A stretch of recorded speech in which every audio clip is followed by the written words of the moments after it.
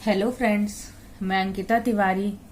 जैसा कि हम सभी जानते हैं कि हम इतिहास में मौर्य साम्राज्य को पढ़ रहे हैं, जिसमें हमने पिछली 2 वीडियोस में पढ़ा मौर्य साम्राज्य और मौर्य साम्राज्य पर चंद्रगुप्त मौर्य का शासनकाल, जिन्हें कि मौर्य साम्राज्य का संस्थापक भी कहा जाता है।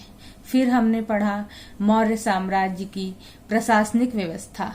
आज हम पढ़ेंगे मौर्य साम्राज्य के अन्य 2 महत्वपूर्ण शासकों को, जो कि हैं बिंदुसार और सम्राट अशोक। सबसे पहले हम बिंदुसार का शासनकाल पढ़ेंगे।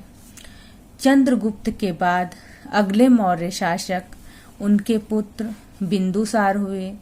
बिंदुसार ने लगभग 298 ईस्वी पूर्व से 272 ईस्वी पूर्व तक शासन किया। बिंदुसार को यूनानियों ने अमित्रघात कहा है, जिसका अर्थ है शत्रुओं का नाश करने वाला। बिंदुसार के समय में भी चाणक्य ने प्रधानमंत्री बनकर चंद्रगुप्त की तरह बिंदुसार को भी मार्गदर्शन दिया था।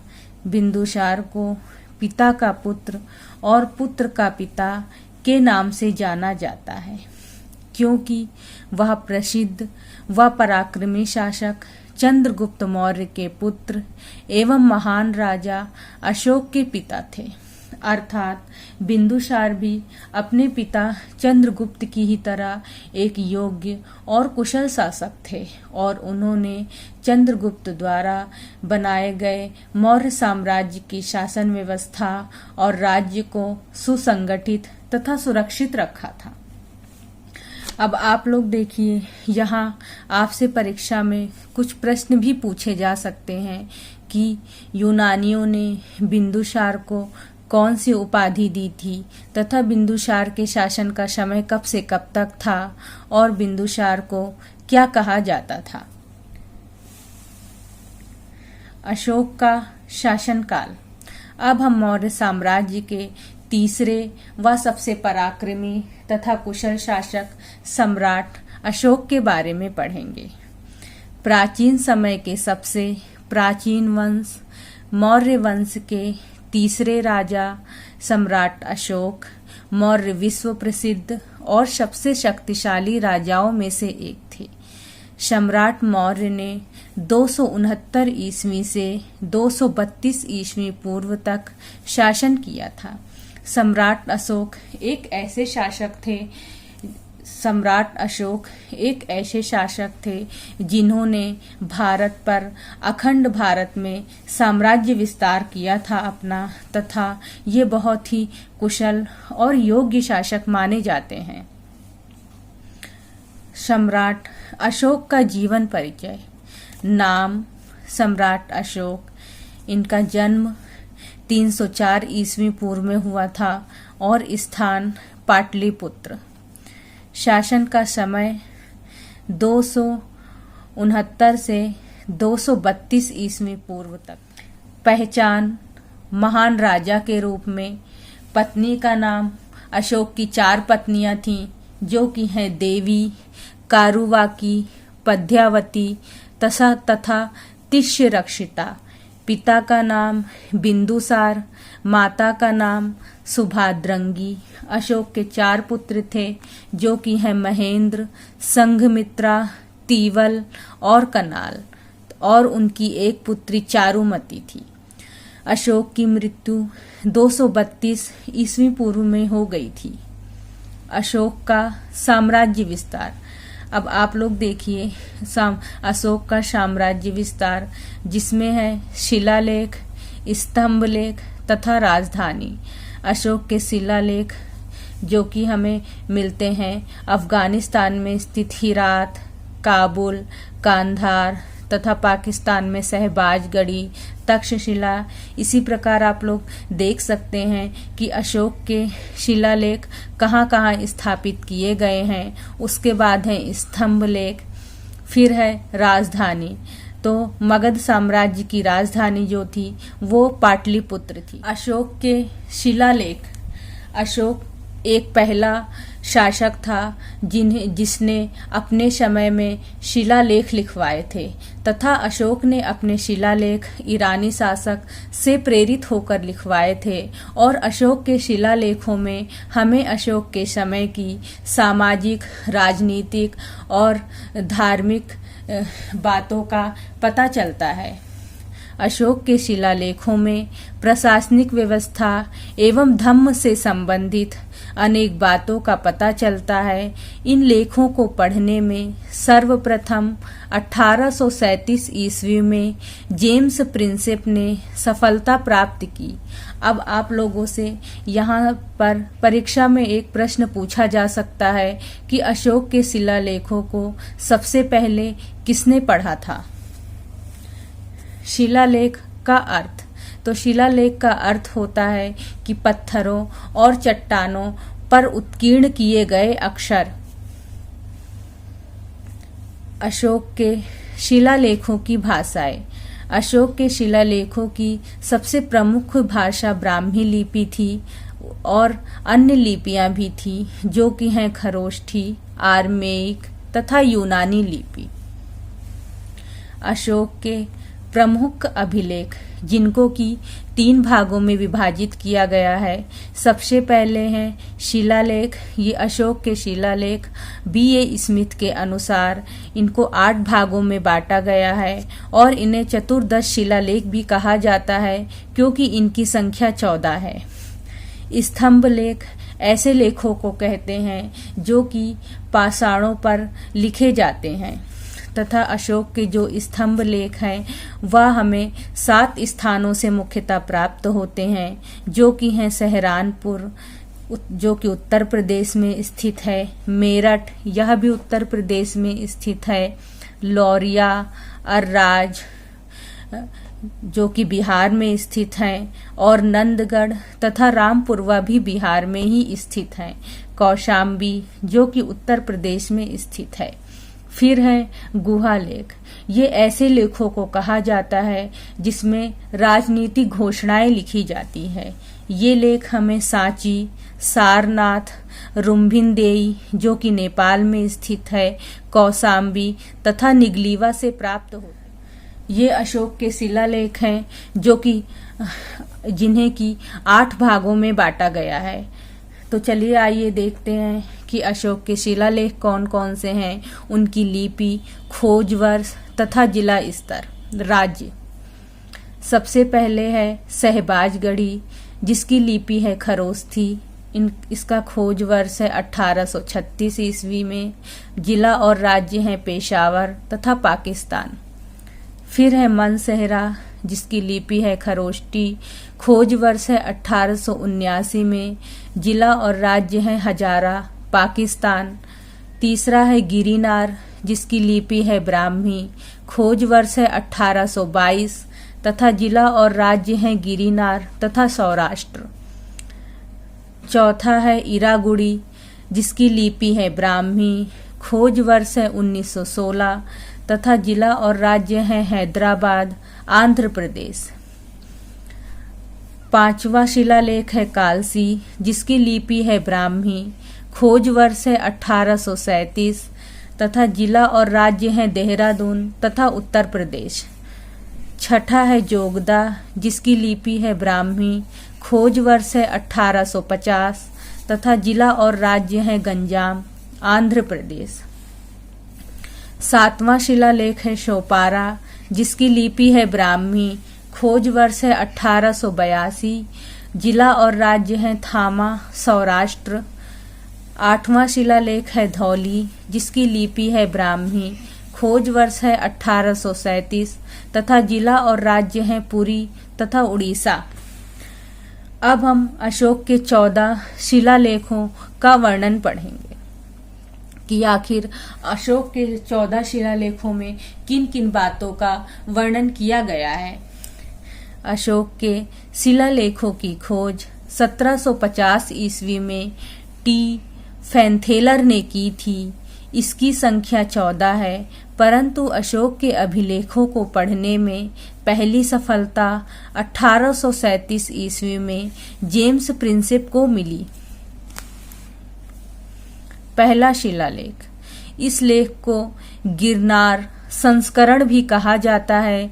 इस अभिलेख में पशु बलि की निंदा की गई और उसे निषेध बताया गया है। दूसरा शिलालेख, इसमें अशोक ने कहा है कि मैंने अपने सीमांतों, शक्तियों व पड़ोसी राज्यों में भी मानव व पशु चिकित्सा का प्रबंध किया है।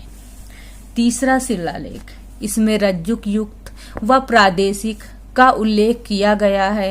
राज्य के 12वें वर्ष अधिकारियों को यह आदेश दिया कि वे हर 5 वर्ष बाद दौरे पर जाएं। इसमें कुछ धार्मिक नियमों का भी उल्लेख किया गया है। चौथा शिलालेख, इस अभिलेख में भेरी घोष के स्थान पर धम्म घोष की स्थापना की गई है।